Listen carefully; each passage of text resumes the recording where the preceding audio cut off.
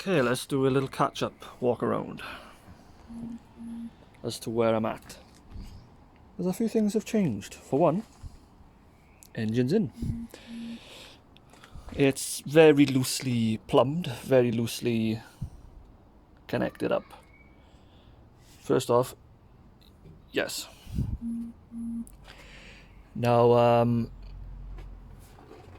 major things that have happened since is VXR, I think the 2010 VXR Mark 5, I don't know, I'm not an Astra person, 470cc VXR injectors fit like an absolute dream into the absolutely original Focus rail.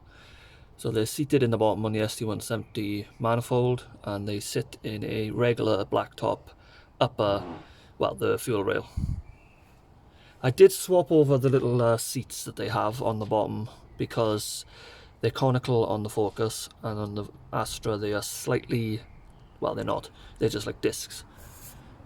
I mean, this is how loosely I'm plumbed in at the minute. The coil pack is literally just plonked here. Oh no. Battery's now in the boot because there is no room. This isn't staying like this. I mean, it's barely on, but it's just so I got boost pressure going into the engine rather than atmosphere. Wiring is in again, loosely. Nothing's staying.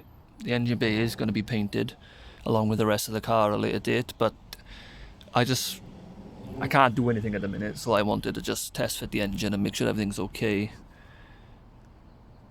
So it is as loose can be. It now runs 3 relays, one for each pump, and this one is the original Capri's ignition relay. Obviously not the actual Capri one, because that was a load of shite.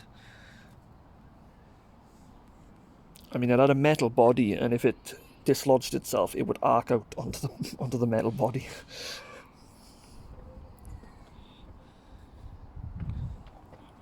Dash is an absolute state as I wire in the ECU and just tidy up the wiring in general. I mean, when I had my gauge for the temp sensor of the oil, it was down here, and I just had wires hanging out, so I've sheathed it instead.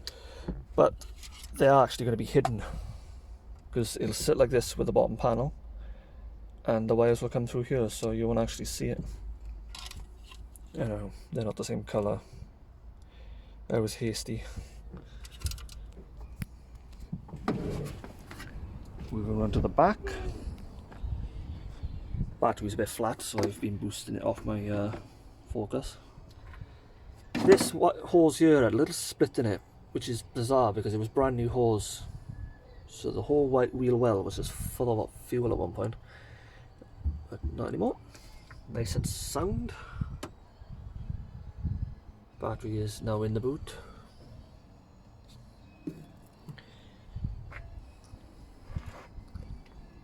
Subwoofer will sit in this aperture here,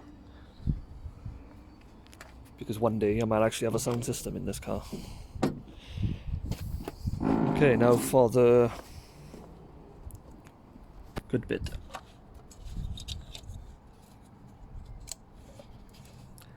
Can't run it long. There's nothing, no water, nothing.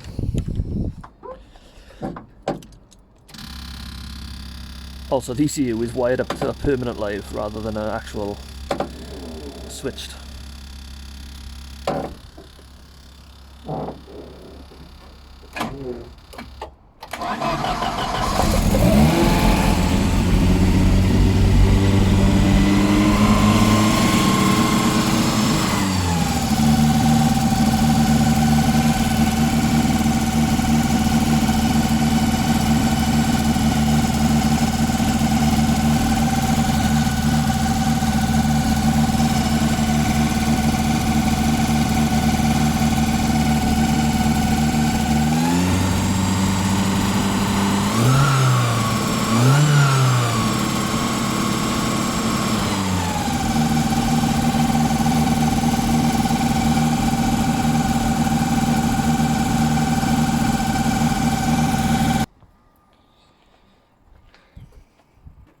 major problem I've got is oil leaking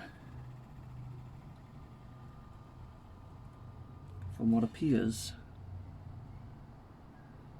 to be coming out behind the cam cover. Just about, let's put the light on. It's wet down there. If it wants to focus, it doesn't. Sorry. I believe it's coming from the VVT delete, which is not great. There's a good oil feed to that pulley behind all these massive speed delete kit, and it's clearly not sealed properly. So it's a bit of a kick in the teeth, but you know, it's my first effort at doing all this. Perhaps I didn't read the guide properly. It did seem quite self-explanatory, so I read it once and just cracked on with it really, but obviously it's not seated properly. So there is a certain amount of oil just willing to just fall out. But overall, I'm trying not to let that dissuade me, because it's a very big achievement. I've got it running. It is on a base map. Idle is high because I haven't sealed the intake. Where it's sitting there, it's not even got a gasket on it. I might just use sealer, because those engines were meant to have, I don't know, I believe they did have sealer on them. It had sealer when I took it off. Also, the throttle position sensor isn't wired in because of the lack of connector. They're not the same, newer type, older type. Map sensor isn't wired in because I'm having a bit of a mare getting the actual hoses on. Where are they? They're quite big, and the hose that's come with is very small. So take the intake off, put these on nice, then seal it and pop it back on. Also, the fuel pressure regulator isn't, again, there's only going to be 3 takeoffs. There's going to be map, which is going to have its own. Fuel pressure regulator and the boost gauge are going to have a shared one. Then once that's sealed, it can go back on. I won't take it back off then, even when I take the engine out. And obviously, as you saw, the idle valve is also not plumbed in, so it could very well be open. I'm not sure. There's a great deal of air being sucked through the throttle body, so I believe it is open. And then I can get everything on. Get it fitted with a belt, coolant, radiator, all that shebang.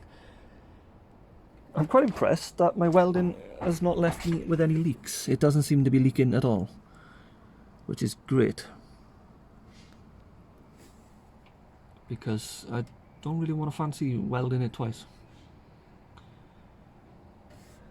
I also had a panic earlier because this had, when I dropped it, yeah, it deactivated and I didn't get any fuel. I was wondering why. Yeah, I think you are caught up now. Car itself, not much different. I did take the windscreen out and being an absolute oaf, I cracked it, and they're not easy to get. Apparently the windscreen rubber's easier to get, so people cut the rubber rather than risk cracking the screen.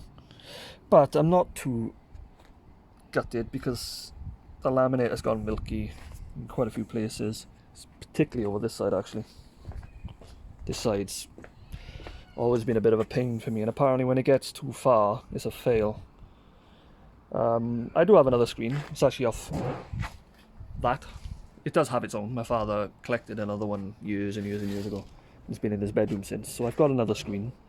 But again, it is unfortunate that it's cracked. I'm not sure the insurance would even find one, even if I did try. Yeah. So, next plan, sort out that leak, because I can't do any more fault finding or any more,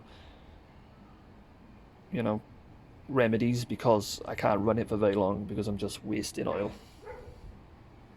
and making a mess. Then it's, like I said, sort that leak out so it's idling nice and go from there. I'm waiting for my hose, hopefully done at the end of the week. Nice air temp sensor in there. It's going to be a combination of two hoses welded together with a nice bend to them. Then not much more I can do. I got to crack on with the welding at that point because I haven't got a pedal box, so I can't put it on the floor and drive it. Well, I can, I suppose, and use idle and handbrake, but that's just to take it back around the front. Yeah, you are caught up. Yeah, I'll leave it there for today.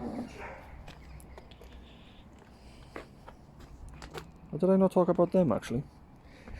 Before I go then, just mention that compression struts are in.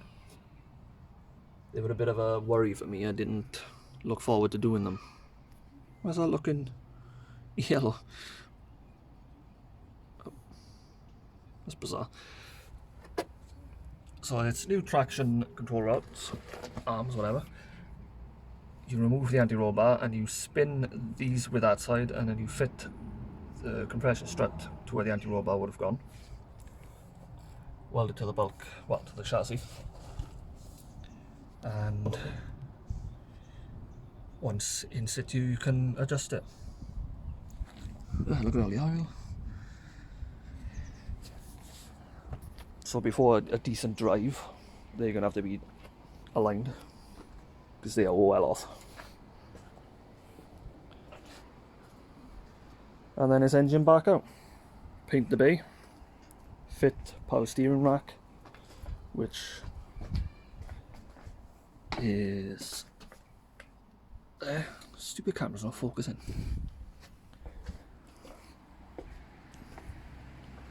And then plumb the power steering in to the reservoir.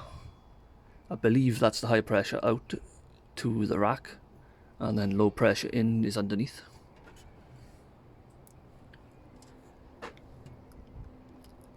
And then I've got power steering as well. You'll need new gaiters, you'll need new track rod ends, and then obviously the tracking for that, that'll all happen the same day. Right, and do the timing now, I suppose. Good times.